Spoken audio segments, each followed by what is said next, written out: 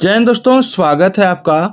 आज के model practice set में हम लोग देखने वाले हैं बाल विकास एवं शिक्षा शास्त्र से पूछे जाने वाले महत्वपूर्ण प्रश्नों को। तो चलिए स्टार्ट करते हैं। यह वीडियो जेटेट, सीटेट, यूपीटेट सभी के लिए इम्पोर्टेंट होने वाली है। पहला सवाल देखते हैं। पहला सवाल है कि बच्चे डैश को छोड़कर अन्य सभी के द्वारा लिंग भूमिकाएं ग्रहण करते हैं। पहला है समाजीकरण, दूसरा है संस्कृति, तीसरा है ट्यूशन, चौथा है मीडिया। तो देखिए इसका आंसर क्या होगा। तो इसका आंसर होगा ऑप्शन सी, ट्यूशन। बच्चे ट्यूशन को छोड़कर समाजीकरण, संस्कृति और मीडिया, ठीक है, इसके द्वारा आपका समाजीकरण ग्रहण करते हैं। ठीक है, चलिए अगला सवाल देखिए। अगला है सृजनात्मकता को डैश की अवधारणाओं से संबंधित माना जाता है। सृजनात्मकता को डैश की अवधारणा से संबंधित माना जाता है। ऑप्शन है रवादार बौद्धिकता, अभिसारी सोच, अपसारी सोच या द्रव बौद्धिकता। तो देखिए इसका आंसर होगा ऑप्शन सी, अपसारी सोच। सृजनात्मकता को अपसारी सोच की अवधारणाओं से संबंधित माना जाता है। सृजनात्मक से नए विचारों का समावेशन होता है। अगला है कि किसी भाषा के स्वीकृत ध्वनि संयोजनों को इसके डैश नियमों के अंतर्गत बताया जाता है। किसी भाषा के स्वीकृत ध्वनि संयोजनों को उसके डैश के नियमों के अंतर्गत बताया जाता है। ऑप्शन है व्याकरणिक, अभिसरित सोच, विभक्ति विषयक या ध्वनि संबंधी। तो देखिए इसका राइट आंसर होगा ऑप्शन डी, ध्वनि संबंधी। ठीक है, आगे है जब सोचने की प्रक्रिया किसी भाषा द्वारा प्रभावित होती है तो ऐसी स्थिति को क्या कहते हैं।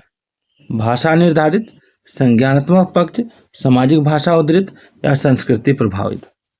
तो देखिए इसका आंसर होगा ऑप्शन ए, भाषा निर्धारित। अगला है पुरुष और महिला की भूमिकाओं का निर्धारण समाज करता है। यह कथन बताता है, क्या बताता है? यह कथन बताता है कि लैंगिकता एक आनुवांशिक प्रतिभा है, लैंगिकता एक अंतर्ज्ञानी अवतरण है, या लैंगिकता एक सामाजिक अवतरण है, या लैंगिकता एक अंतर्निहित अवतरण है। क्या हो? तो इसका आंसर होगा ऑप्शन सी, लैंगिकता एक सामाजिक अवतरण है। ठीक है, अगला समावेशी शिक्षा के सिद्धांत पर आधारित समावेशी शिक्षा डैश के सिद्धांत पर आधारित है। किसके सिद्धांत पर आधारित है? तो समावेशी शिक्षा समता एवं समान अवसर के सिद्धांत पर आधारित है। अगला है कि दिव्यांग जन अधिकार अधिनियम वर्ष डैश में लागू किया गया। दिव्यांग जन अधिकार अधिनियम वर्ष 2016 में लागू किया गया था, याद रखिएगा। चलिए आगे बढ़ते हैं। सारे प्रश्न आपकी परीक्षा के लिए इंपॉर्टेंट होने वाली है, इसलिए पूरा वीडियो देख के जाइएगा। चलिए 8 नंबर सवाल देखिए कि जब बच्चे प्राप्त की गई सूचनाओं की व्याख्या करने के लिए अपने अनुभवों के आधार पर सोचते हैं तो उसे डैश कहा जाता है। क्या कहा जाता है? तो देखिए इसका जो आंसर होगा वो हो जाएगा ऑप्शन ए, सृजनात्मक सोच। यहाँ पे इसमें सृजनात्मक सोच। अगला है छात्रों में सही व्यवहार के प्रशिक्षण हेतु सर्वाधिक महत्वपूर्ण क्या है? छात्रों में सही व्यवहार के प्रशिक्षण हेतु सर्वाधिक महत्वपूर्ण क्या है? तो देखिए इसका राइट आंसर होगा सही व्यवहार का प्रस्तुतिकरण। अगला है निम्न में से कौन सी कक्षा शिक्षण में जनतांत्रिक शिक्षण नीति नहीं है? ऑप्शन है व्याख्यान, योजना, अन्वेषण, मस्तिष्क उद्वेलन। तो देखिए इसका राइट आंसर होगा ऑप्शन डी, मस्तिष्क उद्वेलन। मस्तिष्क उद्वेलन इसका हिस्सा नहीं है। व्याख्यान, योजना एवं अन्वेषण जैसी गतिविधियों को कक्षा शिक्षण में जनतांत्रिक शिक्षण नीति का विशेष भाग माना जाता है। चलिए अगला है शारीरिक, एक मिनट,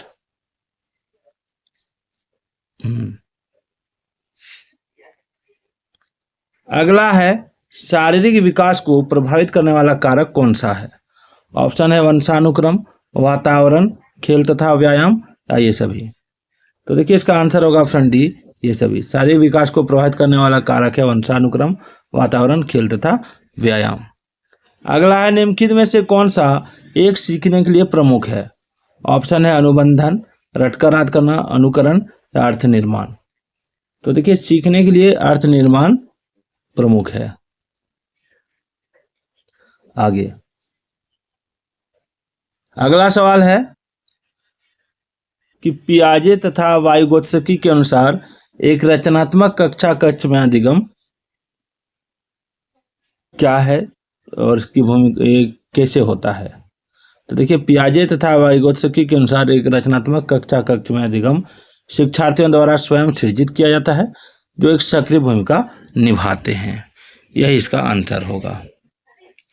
वाइगोत्स्की का विचार था कि रचनात्मक कक्षा कक्ष में अधिगम शिक्षार्थियों द्वारा स्वयं अर्जित किया जाता है जो एक सक्रिय भूमिका निभाते हैं, और सैम पियाजे का भी वही कहना था। ठीक है, चलिए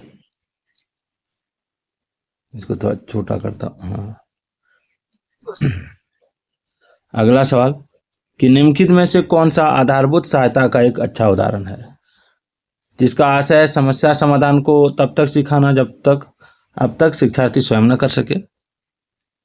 समझिए सवाल को कि निम्नलिखित में से कौन सा आधारभूत सहायता का एक अच्छा उदाहरण है जिसका आशय है समस्या समाधान को तब तक सिखाना जब तक शिक्षार्थी स्वयं न कर सके।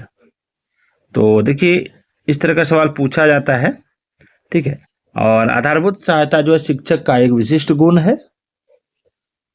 यह आपका समस्या समाधान के लिए विद्यार्थियों को बताता है कि बार बार प्रयास करने से सहज समस्या का समाधान हो जाते हैं। तो इसका आंसर होगा ऑप्शन सी, उसे यह बताना कि वह बार बार प्रयास द्वारा कर सकती है। चलिए अगला सवाल है कि आपकी कक्षा में सीखने की विविध शैलियों वाले बच्चे हैं तो आप क्या करेंगे? विविध प्रकार के कार्य करने के लिए आप उन्हें समय देंगे, या परीक्षण पूरे करने के लिए एक समान समय देंगे, या कार्यों और परीक्षणों के एक समान सेट देंगे, या समान अनुदेश देंगे तथा उसके बाद बच्चों द्वारा परीक्षण में प्राप्त अंकों के अनुसार उनको नामित करेंगे? क्या करेंगे? तो देखिए इसका राइट आंसर होगा ऑप्शन ए, विविध प्रकार के कार्य करने के लिए आप उन्हें समय देंगे। ठीक है, चलिए 16 नंबर देखिए।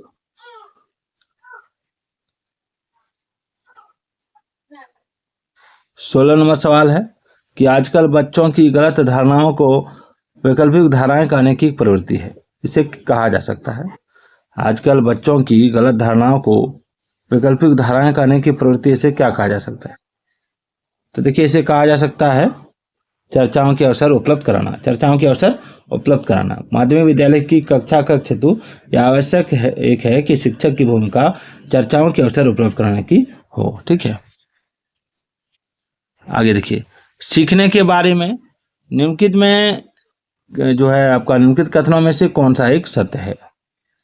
ऑप्शन है सीखना कौशलों के संचल के समान है, सीखने को सामाजिक क्रियाएं सुविधा देती है, सीखना एक निष्क्रिय ग्रहणशील प्रक्रिया है, सीखना शिक्षार्थी के पूर्व ज्ञान पर आधारित नहीं है। क्या होगा? तो देखिए इसका राइट आंसर होगा ऑप्शन बी, सीखने को सामाजिक क्रियाएं सुविधा प्रदान करती है। आगे निम्नलिखित में से कौन सी एक महत्वपूर्ण गतिविधि बच्चों को सीखने के लिए सक्षम बनाती है? तो देखिए इसका राइट आंसर क्या होगा? ऑप्शन है व्याख्यान, निर्देश, पुरस्कार या संवाद। तो ऑप्शन डी हो जाएगा संवाद। संवाद प्रक्रिया बच्चों को सीखने के लिए सक्षम बनाती है। चलिए अगला विकास के बारे में निम्नलिखित में से कौन सा कथन सही है? तो देखिए विकास के बारे में जो कथन सही है मैं उसको बता देता हूं। इसमें हो जाएगा विकास भिन्न व्यक्तियों में भिन्न गति से होता है, ये कथन सही है। ठीक है, आगे है मध्य बचपन अवधि कौन सी है? देखिए मध्य बचपन अवधि जो है ये सवाल बार बार परीक्षा में पूछा जाता है। मैंने पहले भी सीडीपी का प्रैक्टिस सेट डाला हुआ है, उसमें भी आपका सीटेट यूपी टेट में सवाल पूछा गया है। तो देखिए इसका राइट आंसर होगा 6 से 11 वर्ष। अगला है कि डैश एक प्रक्रिया है जिसके माध्यम से मानव शिशु समाज के सक्रिय सदस्य के रूप में निष्पादन करने के लिए आवश्यक कौशलों का अर्जन करना प्रारंभ करता है। तो देखिए इसका ऑप्शन है सीखना, परिपक्वता, विकास या समाजीकरण। तो देखिए इसका राइट आंसर हो जाएगा ऑप्शन डी, समाजीकरण। अगला सवाल है पियाजे के अनुसार विकास को प्रभावित करने में निम्नलिखित कारकों में से किसकी भूमिका महत्वपूर्ण होती है? आइए ऑप्शन देखते हैं। इसका ऑप्शन है भौतिक विषय के साथ अनुभव, दूसरा है अनुकरण, तीसरा है पुनर्बलन, चौथा है भाषा। तो देखिए इसका जो राइट आंसर होगा वो हो जाएगा आपका ऑप्शन ए, भौतिक विश्व के साथ अनुभव, भौतिक विश्व के साथ अनुभव। ठीक है, चलिए पूर्व संक्रियात्मक काल में आने वाली संज्ञानात्मक योग्यता क्या है? पूर्व संक्रियात्मक काल में आने वाली संज्ञानात्मक योग्यता क्या है? तो देखिए इसका राइट आंसर होगा ऑप्शन बी, दूसरे के दृष्टिकोण को समझने की योग्यता। अगला है प्रगतिशील शिक्षा में अपरिहार्य है कि कक्षा कक्ष, देखिए प्रगतिशील शिक्षा में अपरिहार्य है कि कक्षा कक्ष जो है लोकतांत्रिक होता है और समझने के लिए बच्चों को पर्याप्त स्थान दिया गया होता है। यही इसका आंसर होगा। आगे है, वीडियो कैसी लग रही है एक बार कमेंट कीजिएगा और कहाँ से देख रहे हैं ये भी कमेंट कीजिएगा। अगला है निम्नलिखित में से कौन सा एक उदाहरण भाषित वृद्धि वाले व्यक्ति को दर्शाता है? तो देखिए इसका राइट आंसर होगा ऑप्शन बी, शब्दों के अर्थ, क्रम तथा भाषा के विविध प्रयोगों के प्रति संवेदनशीलता। चलिए आगे है, भाषा हमारी विचार प्रक्रिया को पूरी तरह से नियंत्रित करती है, हमारी विचार प्रक्रिया को प्रभावित करती है, विचार प्रक्रिया का निर्धारण नहीं करती है, विचार प्रक्रिया को प्रभावित नहीं करती है। क्या होगा? तो देखिए इसका राइट आंसर जो हो जाएगा वो हो जाएगा आपका ऑप्शन बी, हमारी विचार प्रक्रिया को प्रभावित करती है। विकास के मनोसामाजिक सिद्धांत को प्रतिपादक डैश ने किया था? विकास के मनोसामाजिक सिद्धांत को प्रतिपादक डैश ने दिया था। तो देखिए इस सिद्धांत को जो दिया था वो दिया था आपका एरिक्सन ने, याद रखिएगा। अगला है कि वेब क्वेस्ट क्या है?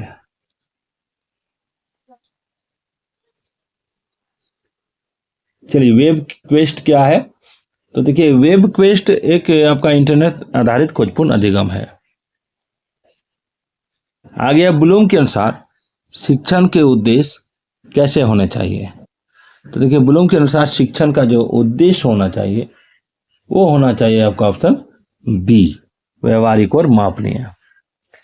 एनईपी 2020 में बहुभाषावाद यानी मल्टीलिंग्विलिज्म को माना गया है। क्या माना गया है? तो बहुभाषावाद को माना गया है एनईपी 2020 में एक संसाधन। तो दोस्तों आज का ये वीडियो कैसा लगा कमेंट जरूर कीजिएगा।